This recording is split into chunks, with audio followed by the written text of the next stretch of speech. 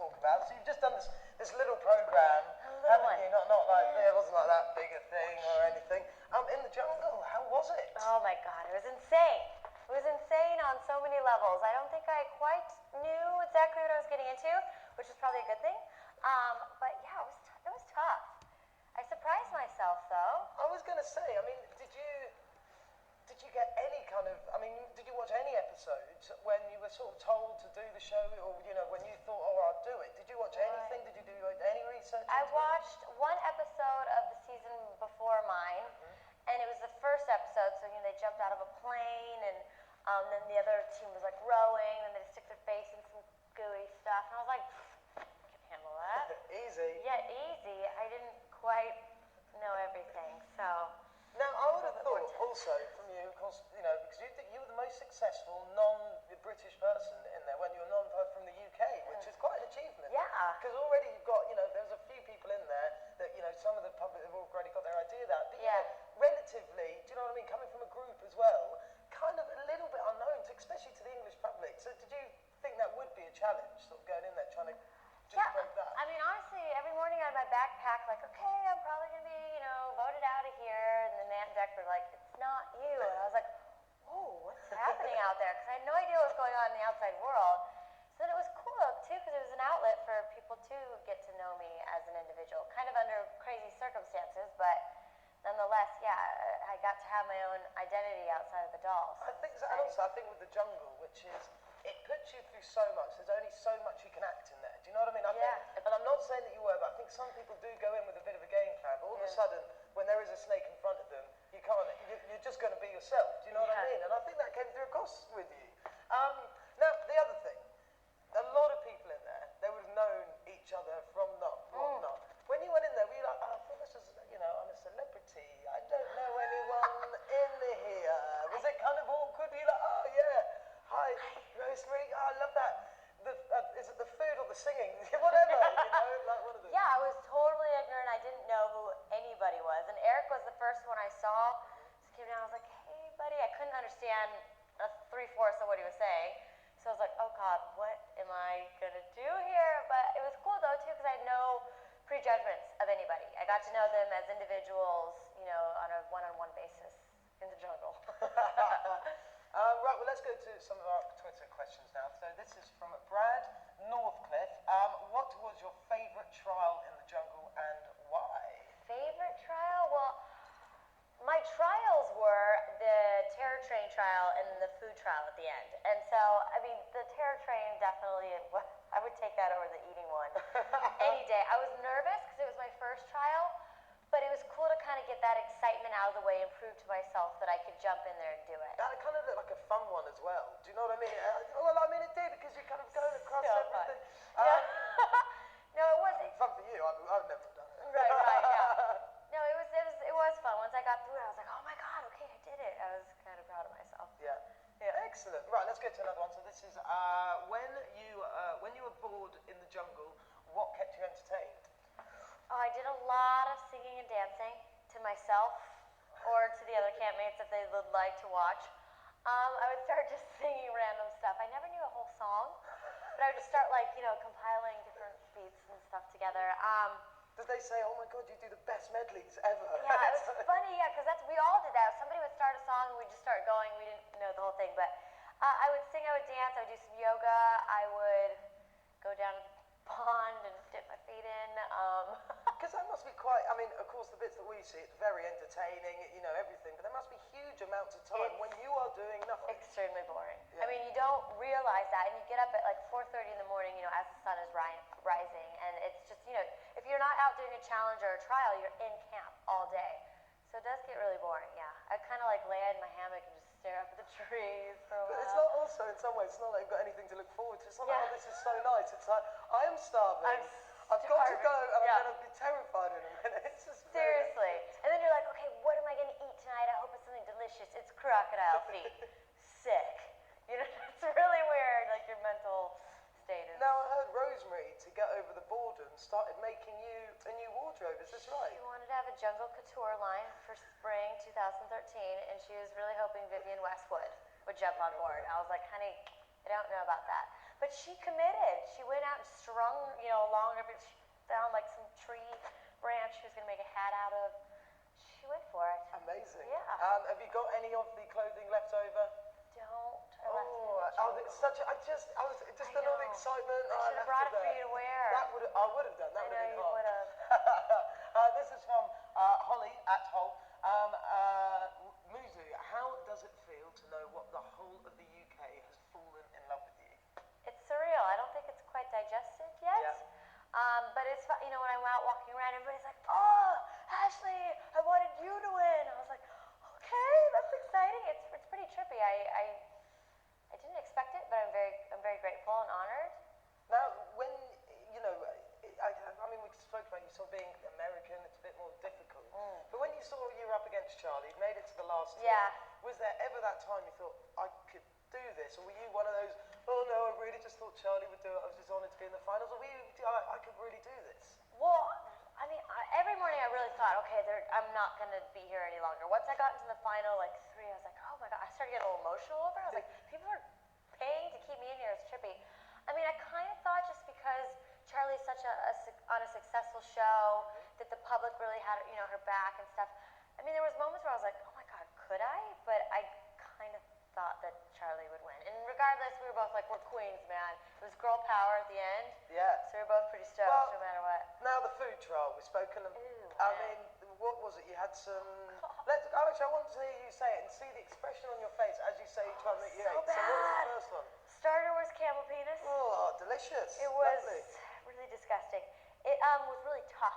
Yeah. I had to use like every muscle in my mouth to chew that thing. Yes. Yep.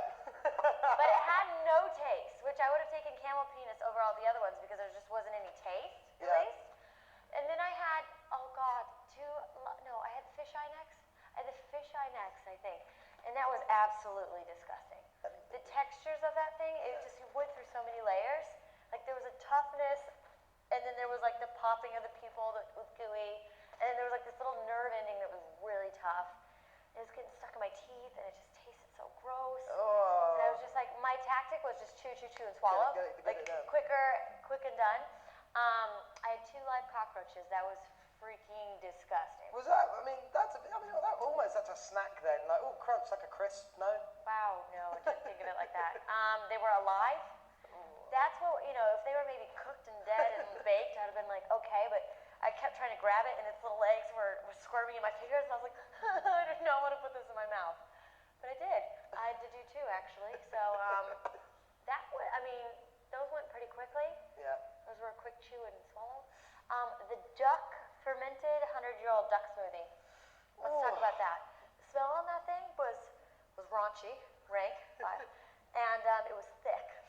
So it went against every instinct in my body to swallow that thing, but I did. Got it down. Were you just thinking Mexican food, Mexican food, Mexican food? No, actually. That was the incentive, but then once I started eating it, I was like, the last thing I want to do right now is eat a meal. I'm so disgusted. Yeah. But they waited enough time towards the end that did pass, and I was really excited. Yeah.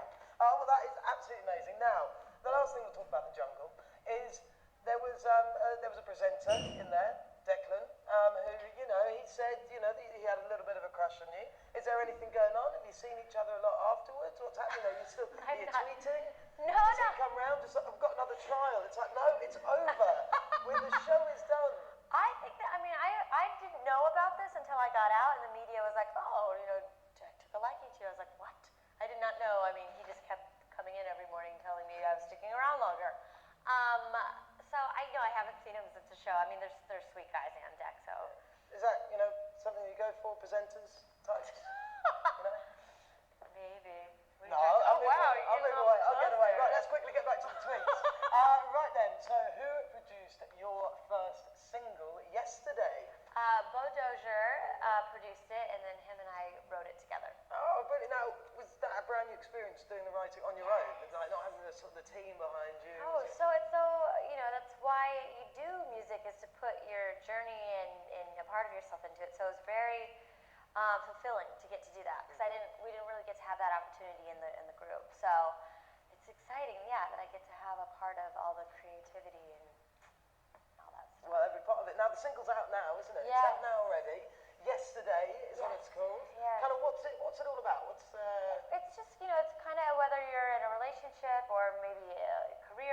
might be just kind of feeling that you're stuck. You want to move forward, but you can't quite. And so it's being stuck yesterday and wanting to move forward, but kind of having a hard time doing that. Now, we love our music videos on Muzu. And this is, it is a music video. There's music, you're in it. It's kind of videos / Victoria's Secret kind of like catalogue in one. I'm not saying that's a bad thing, but it was good. Was there a deal with Victoria's Secret for the video? I mean, no, okay. No, I didn't think it was like that, but it's a great video, nevertheless. Okay, thanks. Let's move on. What's the most rock and roll thing you've done on tour? Oh God, I don't know. I mean, as far as performances go, we did Live Earth one time, and I mean that felt pretty rock and roll. Just the people that we got to share the stage with, and then the amount of people. Because we had done some big arenas and stuff, but you feel like you're like a little ant. You like can't quite perform big enough. You're like, oh my God, there's so many people. That was pretty amazing. But as far as like demolishing, a hotel room or anything, that wasn't quite that cool, unfortunately. Right, well, let's move on to the next one. So this is from Laura. How old were you when you started singing and dancing? Now, just quickly, what came first? Was the dancing or the singing? Because the group kind of started as a dance group, didn't it? And then the singing sort of came with that. Is that right? Well, my father was a musician and had a recording studio and stuff growing up, but I started dancing when I was 3. And then the first time I was in 3rd grade, so what are you, 7, is when I started actually singing in front of like an audience. So, but then, that's all that stuck around forever. So, yeah, I was pretty young when I started it all. It just, was natural. You know what I mean? Yeah.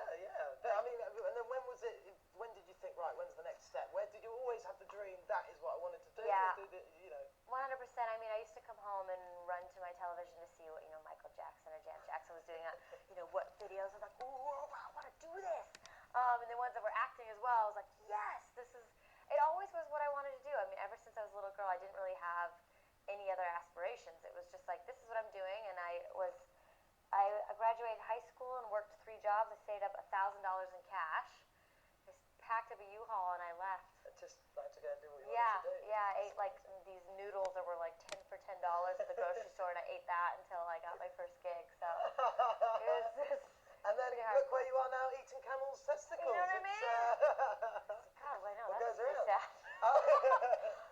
Now let's go back to the tweets. What is your favourite track to dance to? Number 1 of all time to dance to. I mean, how can you answer that question? It's tough, but I'm going to have to get an answer from you, I'm afraid. God, I don't know. I mean, Smooth Criminal is a pretty badass track. Can I say ass? You've done it. Okay, so it happened. I mean, that's something comes on, I'm like, I gotta start grooving. That's a hard question. Yeah. But we'll just throw that. That's a classic. We can go with that. And now, new album. Is there an album on its way? When can we get this album? I'm gonna start releasing more music beginning part of next year of 2013. So I'm excited about that. That would be great. Yeah. Any collaborations? Has there been talks of anyone? We'll have to see. You have to stay tuned. Stay tuned for that. Okay. And then after that, will we then get the tour? Will we get will we get pretty much the Ashley Roberts experience? Yes, of course. And I've been in a few meetings as well. I think it's going to be 2013. I think it's going to be a fun year. Yeah. Excellent. So this is from Facebook. This is from Beth Cabell. If you had to kiss one of the boys from the jungle, who would it be? Great question. Oh, Colin and I would make out hard. Yeah, it would. I'd rub his belly at the same time, and I'd be like, ooh, give me it all. Wow. Yeah, it went there. That's happened. That's quite passionate as well. It was. You thought about that even though I had that. That just came out of nowhere. Wow. Now, there was almost some, a little bit of flirting when you were teaching him how to dance there. Yeah, he got really into it. Really into it? I mean, he was committed. That's what I love about him. He's like, no matter what, when he's doing the hardcore rap thing, I don't know if you saw that part, but very much so. Fully committed.